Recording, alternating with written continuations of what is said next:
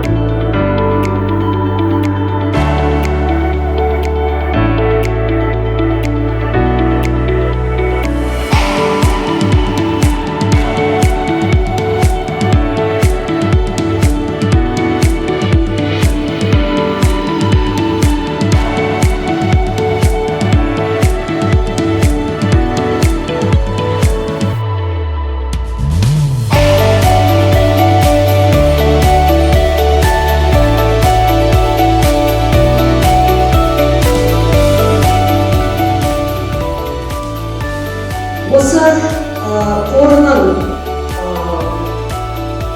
қайырымдылық ісіне қарай мектебімізде оқушылардың, педагогтардың, солармен қатар ата-аналардың да оқуға деген білім алуға ынтасы жоғарылады деп айта аламыз. Оқу жылының басындағы білім сапасының көрсеткішін бірінші жарты жылдық көрсеткішімен салыстырсақ 5%-ға өсу динамикасы бар. 95 үздігіміз болса, қазіргі таңда олардың саны 100-ге жетті. 48 екпінді оқушымыз қазіргі таңда 151 екпінді оқушымыз бар деп айта аламыз. Және де оқу жылының аяғына дейін тағы да оқушылардың потенциалын ашып, біздерде жоғары жоспарлар бар. Осы динамиканың мектепте ол атмосферасы әрине қорының және де ауылдық мектептерінің әлеуетін арттыру деген жобасының арқасында пайда болды деп